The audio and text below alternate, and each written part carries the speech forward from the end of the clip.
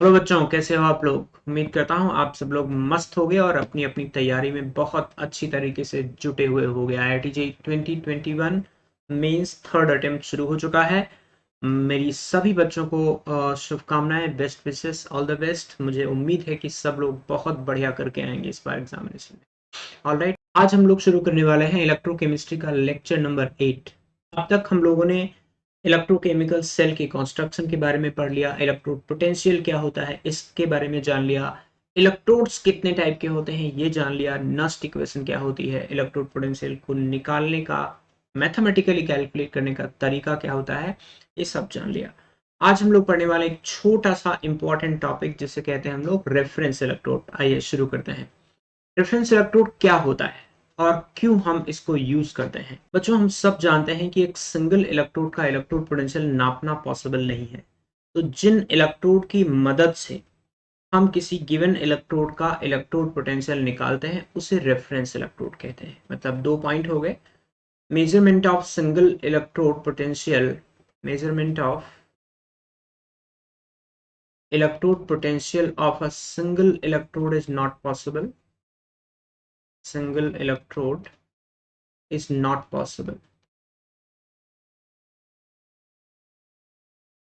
Hence, the electrodes used to calculate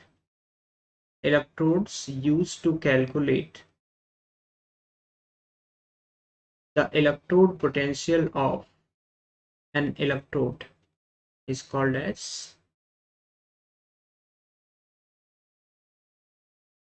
reference electrode.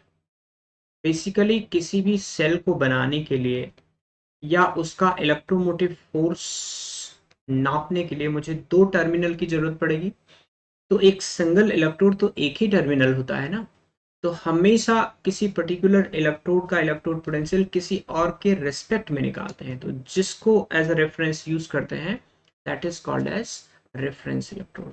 Alright, अब इसमें बहुत सारे कॉमन इलेक्ट्रोड हैं। यहाँ मैं आपको बता दूं कि जैसे आपका सबसे पुराना है standard hydrogen electrode, standard hydrogen या नॉर्मल हाइड्रोजन इलेक्ट्रोड इसे हम लोग SHE के नाम से लिखते हैं। जो स्टैंडर्ड हाइड्रोजन इलेक्ट्रोड में बेसिकली जैसा कि नाम से भी बहुत क्लैरिटी है कि ये हाइड्रोजन का इलेक्ट्रोड है। स्टैंडर्ड कंडीशंस पे हाइड्रोजन गैस और हाइड्रोजन आयन यूज किया जाता है।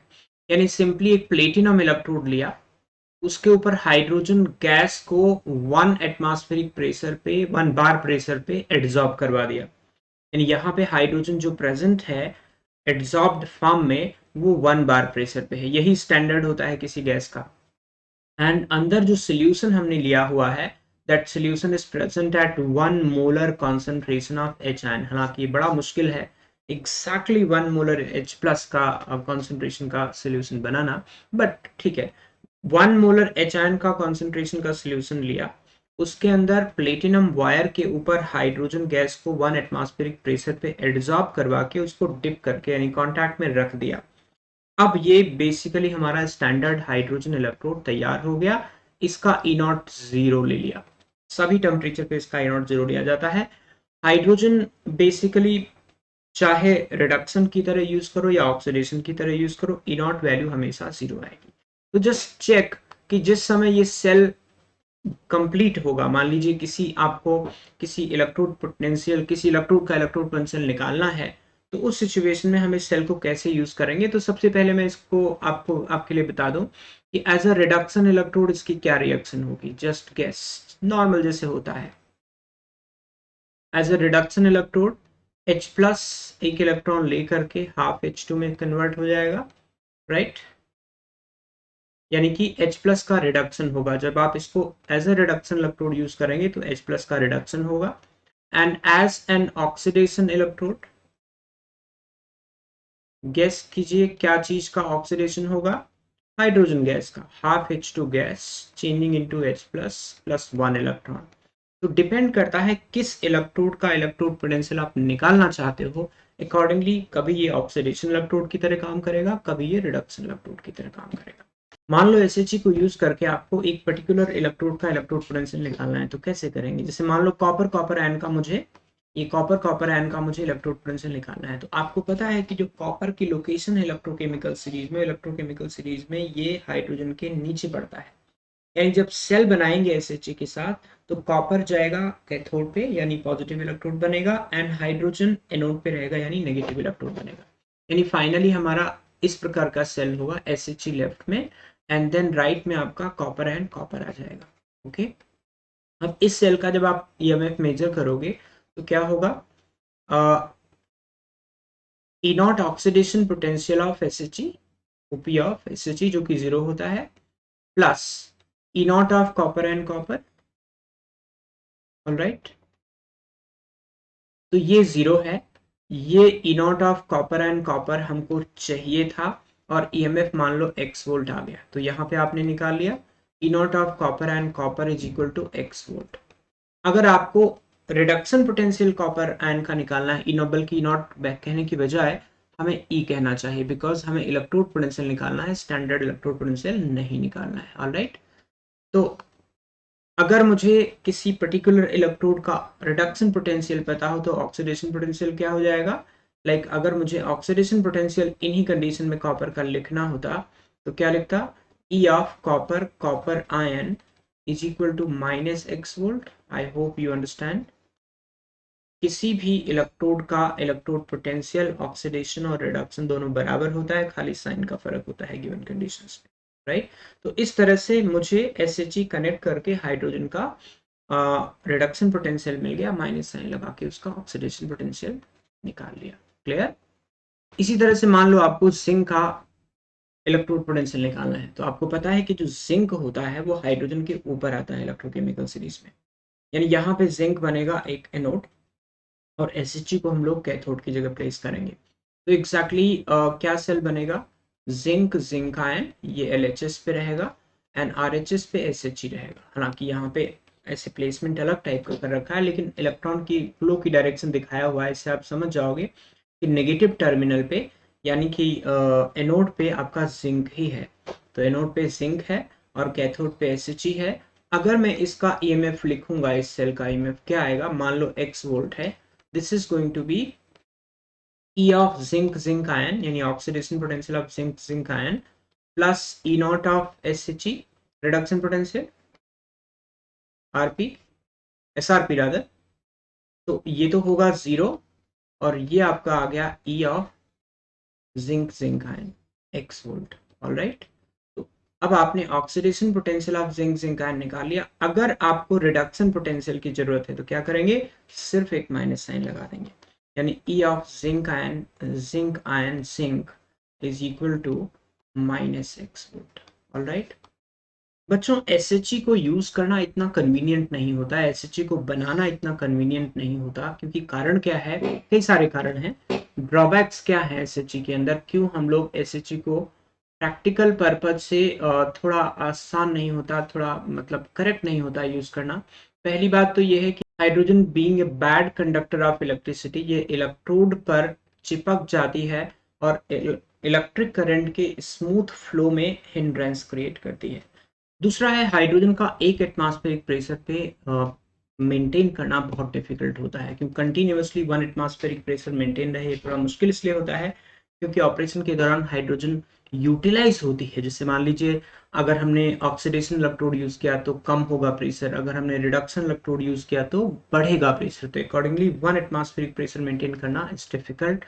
सेम वे हमें 1 molar H plus exactly not easy to maintain।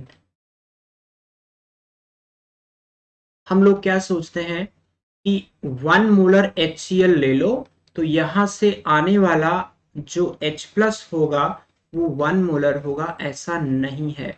1 molar HCl exactly 1 molar H plus नहीं देता, थोड़ा कम देता है, आप लोग जानते हैं इस बात को, या अगर एक्टिविटी कोफिशिएंट यानी एक्टिविटी ऑफ एच आयन के बारे में पढ़ा है तो आप जानते हैं कि भाई इस तरह का कॉन्सेंट्रेशन मेंटेन करना आसान नहीं होता है।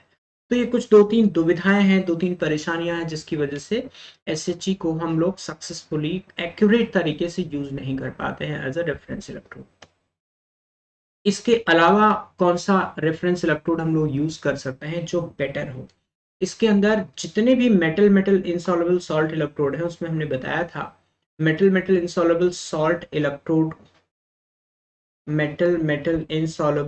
इलेक्ट्रोड को यूज करना आसान होता है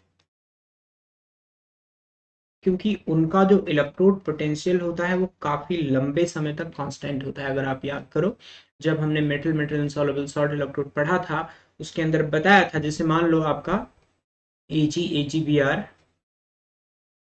माइनस इलेक्ट्रोड है। अब इसको as a reduction electrode use करोगे तो एग्जैक्टली क्या आएगा, AgBr solid plus 1 electron changing into Ag solid plus Br minus. अब ये Br माइनस तो बाहर से मेंटेन करके रखते हैं, जैसे मान लो स्टैंडर्ड लेना है तो 1 मोलर ले लिया या कोई गिवन कॉन्सेंट्रेशन ले सकते हैं। ये है सॉलिड, इसकी कॉन्सेंट्रेशन तो कांस्टेंट रहती है, इसको बाहर से मेंटेन किया है, ये भी सॉलिड है। कुल मिला के ज्यादातर जो एक्टिव मटेरियल हैं इस पर्टिकुलर हाफ सेल के अंदर, इलेक्ट्रोड के अंदर, ये कांस्टेंट रहते हैं। इनकी कॉन्सेंट्रेशन कांस्टेंट रहती है। कांस्टेंट होने की वजह से इसका जो ई वैल्यू है, जैसे आपको याद होगा इसमें मैंने बताया था E is equal to E not minus 0.0591/1 log B R minus concentration. अब ई माइनस ई नॉट तो पहले से कांस्टेंट है, अगर बी आर माइनस की कॉन्सेंट्रेशन बाहर से मेंटेन करी हुई कांस्टेंट तो ई की वैल्यू कांस्टेंट हो गई ना।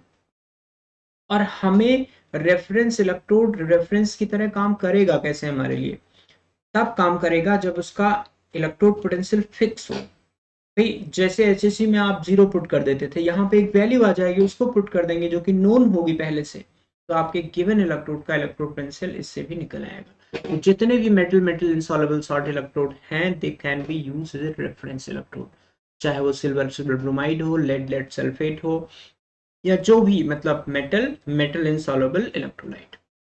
इसमें सबसे कॉमन इलेक्ट्रोड हम लोग यूज करते हैं लेबोरेटरी में कैलोमल इलेक्ट्रोड। कैलोमल आप जानते हैं बेसिकली Hg2Cl2 को बोला जाता है, मर्क्यूरस क्लोराइड को। तो ये फिगर आपके सामने बनी हुई है। हमारे पास मरकरी और मर्क्यूरस क्लोराइड का एक पेस्ट होता है और उसको सैचुरेटेड KCl के साथ ले लेते हैं। जब आप देख सकते हैं सैचुरेटेड KCl का सॉल्यूशन बनाया हुआ है। लेट्स इस KCl की कॉन्सेंट्रेशन आप फिक्स कर दो। अगर आपने 1 मोलर कर दिया, मान लीजिए 1 मोलर कर दिया सैचुरेशन में, तो 1 मोलर मतलब स्टैंडर्ड कैलोमल हो जाएगा। अगर आपने 1 मोलर लिया, 0.1 मोलर लिया तो फिर वो उस पर्टिकुलर कॉन्सेंट्रेशन पे कैलोमल इलेक्ट्रोड का इलेक्ट्रोड पोटेंशियल आ जाएगा। तो इसको अगर मैं as a reduction electrode use करूं तो आप समझ सकते हैं क्या रिएक्शन होगी। Just guess, half Hg2Cl2 plus electron changing into Hg liquid, right. अब जानते हो आप इसका जो E होता है is equal to E not minus 0.0591/1 what, chloride ion और होगा यहाँ पे लॉग क्लोराइड आयन। तो अगर आपने क्लोराइड आयन की कॉन्सेंट्रेशन 1 कर ली यानी स्टैंडर्ड कैलोमल हो गया, तो यहाँ पे E is equal to E not हो जाएगा। अगर इसको मैं 1 मान लूँ तो, है ना, अगर इसको मैं 1 मोलर मान लूँ तो। अगर कुछ और मानते हैं तो यहाँ पे जो E की वैल्यू है वो चेंज हो जाएगी, लेकिन तब भी ये फिक्स रहेगा और इसका हम प्रयोग एज ए रेफरेंस इलेक्ट्रोड कर सकते हैं, राइट। तो ये वैल्यू हमें पता चल गई। एक और अच्छी बात ये है क्योंकि मरकरी की जो पोजीशन है इलेक्ट्रोकेमिकल सीरीज में वो काफी नीचे है, तो इसका मतलब ज्यादातर जो एक्टिव मेटल है उनके साथ ये एक कैथोड की तरह काम करता है जब आप कनेक्ट करते हैं। जैसे मान लो आपको जिंक का कैलकुलेशन करना है, जिंक का इलेक्ट्रोड पोटेंशियल निकालना है, तो जिंक आयन यानी इसको एनोड पे ले लिया एंड सैचुरेटेड कैलोमल इलेक्ट्रोड ले लिया जिसका इलेक्ट्रोड पोटेंशियल नोन है। तो जब आप इसका EMF लिखेंगे इस सेल का तो क्या आएगा, E of zinc ion plus E not of saturated calomel electrode, जो पता है ये नोन है तो ये निकल आएगा। तो this way we can calculate the electrode potential of a given electrode if E not of SCE is given। तो ये बेसिकली रेफरेंस इलेक्ट्रोड का काम होता है कि किसी गिवन इलेक्ट्रोड का इलेक्ट्रोड पोटेंशियल निकाल के मेजर करके आपको दे। ऑलराइट गाइस, ये एक छोटा सा सवाल कर लेते हैं। The standard oxidation potential of zinc referred to SHE is 0.76 and copper का -0.34 है। यानी कि ये जो वैल्यूज दी हुई हैं ये बेसिकली स्टैंडर्ड हाइड्रोजन इलेक्ट्रोड के रेफरेंस में दी हुई है।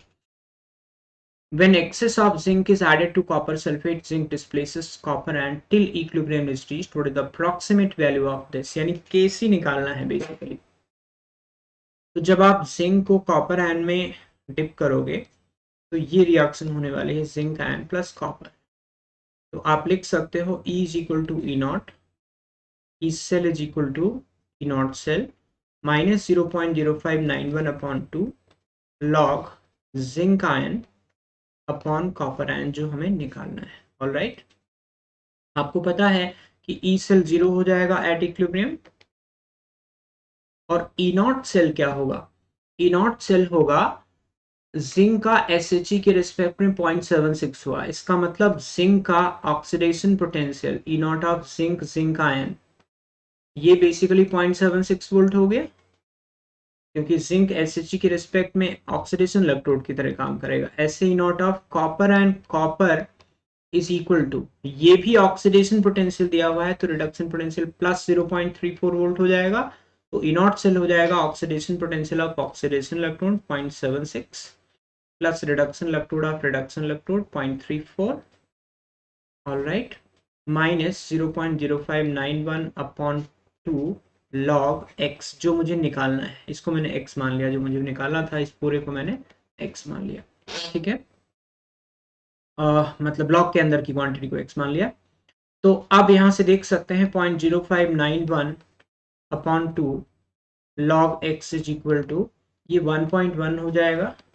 यहां से आप लॉग x निकाल सकते हैं कैलकुलेशन करके, समथिंग क्लोज टू 37.22 आ जाता है। ऑलराइट बच्चा लोग, तो ये था रेफरेंस इलेक्ट्रोड और उसकी बेसिक छोटी सी एप्लीकेशन की, किस तरह से हम रेफरेंस इलेक्ट्रोड को काम में लेते हैं और इसका बेसिक पर्पस क्या होता है। ऑलराइट गाइस, खत्म करने से पहले एक छोटा सा अनाउंसमेंट, ये हमारा एक्सेल 2 बैच है जो स्टार्ट होने वाला है 4 अगस्त को। ऑलराइट, जेई मेंस एग्जामिनेशन की वजह से थोड़ा सा पोस्टपोन हो गया है। इसके अंदर मैं आप सब लोगों को फिजिकल केमिस्ट्री पढ़ाने वाला हूं। बहुत इंपॉर्टेंट बैच है, जेई 2022 के लिए, ड्रॉपर्स के लिए बैच है और ये हमारा द मोस्ट एक्सपीरियंस्ड पैनल है जो आप सब लोग को पढ़ाने वाला है। तो जो बच्चों के पास प्लस सब्सक्रिप्शन नहीं है वो मेरा कोड यूज करें HDSirJEE और प्लस सब्सक्रिप्शन ले लें, अगर आप बहुत सीरियस नोट पे बहुत प्रोफेशनल तरीके से तैयारी करना चाहते हैं IIT-JEE 2022 के लिए। ऑलराइट गाइस, मिलते हैं नेक्स्ट लेक्चर में, बाय बाय।